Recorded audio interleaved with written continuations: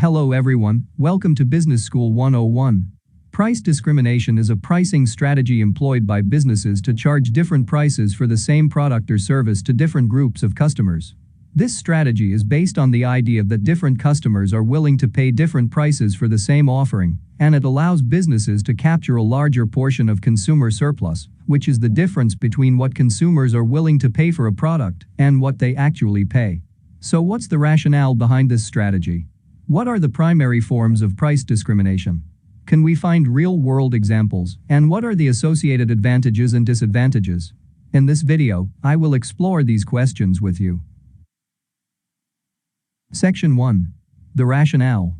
Consider a firm that charges a single price for an apple, $5.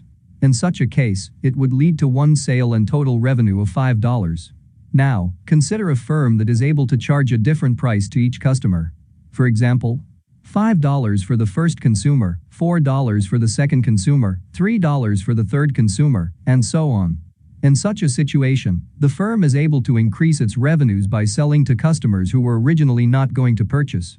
This leads to 5 sales and total revenue of $15. As indicated above, price discrimination allows a firm to reap additional profits and convert consumer surplus into producer surplus. Section 2. Types. There are typically 3 types of price discrimination. Type 1. First-degree price discrimination. It is also known as perfect price discrimination. This is when a business charges each customer a unique price based on their willingness to pay. Businesses collect detailed information about individual customers and adjust prices accordingly. Examples of first-degree price discrimination include: Number 1. Online retailers. Many e-commerce websites use personalized pricing based on user data and behavior. For instance, a website may offer different discounts or prices on the same product to different customers based on their browsing history, location, or previous purchases. Number 2. Insurance companies. Insurance providers often use personalized pricing. They assess individual risk factors, such as driving history for auto insurance or health conditions for life insurance, to offer customized premiums to customers. Type 2. Second-degree price discrimination. In this type, businesses offer different versions of their product or service at varying price points, allowing customers to self-select into the version that best matches their needs and willingness to pay. Examples of second-degree price discrimination include: Number 1. Software companies. Software developers offer different versions of their products with varying features and prices. For example, a company might offer a basic version of its software for free, a standard version with more features at a moderate price, and a premium version with advanced capabilities at a higher price. Number 2. Streaming services. Streaming platforms like Netflix offer different subscription tiers, with varying levels of content access, video quality, and the number of concurrent users. Each tier is priced differently to cater to different customer preferences. Number 3. Mobile phones. Smartphone manufacturers often release multiple models with different specifications and price points to target various customer segments. Customers can choose the model that best aligns with their needs and budget. Type 3. Third-degree price discrimination. This is the most common form of price discrimination, where businesses segment their customer base into distinct groups based on observable characteristics such as age, location, income, or purchase history. Each segment is then charged a different price. Examples of third-degree price discrimination include: Number 1. Movie theaters.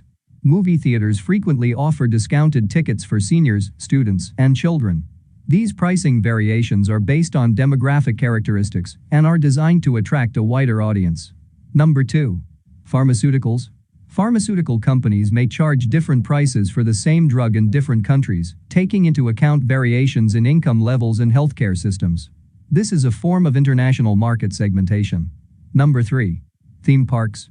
Theme parks often have tiered pricing based on age groups, with adults paying a higher admission fee than children. They may also offer discounts for residents of the local area, further segmenting the market. Section 3. Primary requirements. For a firm to employ this pricing strategy, there are certain conditions that must be met. Number 1. Imperfect competition. The firm must operate in a market with imperfect competition.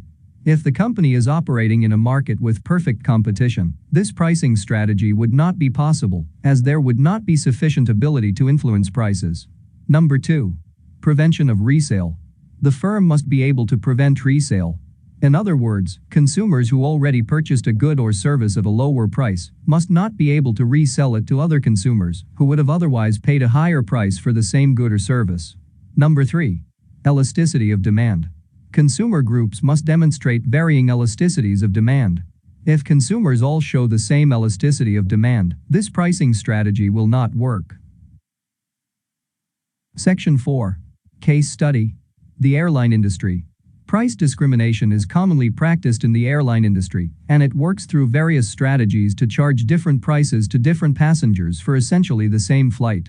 Here's how it works in the airline industry. Number 1. Class-based discrimination. Airlines typically offer different classes of service, such as economy class, premium economy, business class, and first class. Each class comes with a different price point and a distinct set of amenities, like more legroom, better meals, and faster boarding. Number 2. Advance booking. Airlines often offer lower fares for passengers who book their tickets well in advance. This encourages travelers to plan their trips ahead of time and allows airlines to better manage their seat inventory. Number 3. Last-minute pricing. On the flip side, airlines may charge higher prices for passengers who book closer to the departure date. This strategy targets business travelers and people with urgent travel needs who are willing to pay a premium for the convenience. Number 4. Frequent flyer programs. Airlines reward loyal customers with frequent flyer programs. Passengers accumulate miles based on the distance flown or the money spent, and they can redeem these miles for discounted or free flights, upgrades, or other perks. Number 5. Dynamic pricing. Airlines use dynamic pricing models that consider factors like demand, seat availability, time until departure, and historical booking data to adjust ticket prices continuously. Prices can change multiple times a day, allowing airlines to respond to fluctuations in demand. Number 6. Geographic pricing. Airlines often charge different fares based on the departure and destination airports. This can reflect variations in demand, competition, and the distance of the route. For example, a flight from a major hub to a smaller regional airport may be priced differently from a direct flight between two major cities. Number 7. Corporate discounts. Airlines offer special pricing to corporate clients and business travelers who have negotiated deals for a certain volume of bookings. These discounts can result in lower fares for specific groups of passengers. Section 5. Benefits and limitations. Price discrimination can offer several benefits to businesses, but it also comes with limitations and potential drawbacks. Here's a breakdown of the advantages and disadvantages. Major benefits of price discrimination include: Number 1. Maximized revenue. Price discrimination allows businesses to capture more consumer surplus by charging different prices to different customer segments. Number 2. Improved market segmentation. It helps businesses identify and target specific customer segments with pricing that matches their willingness to pay. Number 3. Optimized capacity utilization.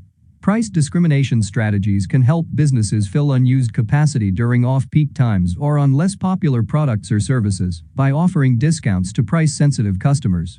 Number 4. Customer retention. Loyalty programs and discounts for repeat customers can enhance customer retention and foster brand loyalty. Number 5. Competitive advantage. Effective price discrimination can give a business a competitive edge by offering a wider range of pricing options and attracting a broader customer base. The limitations and drawbacks of price discrimination include: Number 1. Customer perceptions. Customers may perceive price discrimination as unfair or discriminatory, leading to negative reactions and damage to the brand's reputation. Number 2. Complexity. Implementing price discrimination strategies can be complex and costly, especially for businesses that need to collect and analyze customer data or develop tiered pricing structures. Number 3. Regulatory concerns. Some forms of price discrimination may raise legal and regulatory concerns, particularly if they are seen as anti-competitive or discriminatory. Laws vary by country and industry. Number 4. Segment overlap. Identifying distinct customer segments and preventing overlap can be challenging. Customers may switch between segments to get lower prices, potentially undermining the strategy. Number 5. Consumer backlash. If customers feel they are not receiving fair value for their money, they may become dissatisfied and seek alternatives or competitors with more transparent pricing structures. Number 6. Data privacy concerns. Gathering and using customer data to implement price discrimination strategies can raise privacy and ethical concerns if not handled transparently and responsibly. Number 7. Risk of cannibalization. If not managed carefully, lower-priced offerings aimed at price-sensitive customers may cannibalize sales of higher-priced products or services, reducing overall profitability. Section 6. Summary. Price discrimination is a selling strategy that charges customers different prices for the same product or service, based on what the seller thinks they can get the customer to agree to. Price discrimination can be an effective strategy for maximizing profits because it allows a business to capture more of the consumer surplus without alienating customers. However, it can also be controversial and raise ethical concerns, especially when it is perceived as unfair or discriminatory. Businesses must carefully implement price discrimination strategies to avoid negative customer reactions and regulatory issues. Alright, that's all for today's topic. If you have any questions regarding this video, please leave your thoughts in a comment below. I hope you guys have enjoyed this video, and if you did, make sure you give it a thumbs up and subscribe to my channel. Thanks for watching, and I will see you next time.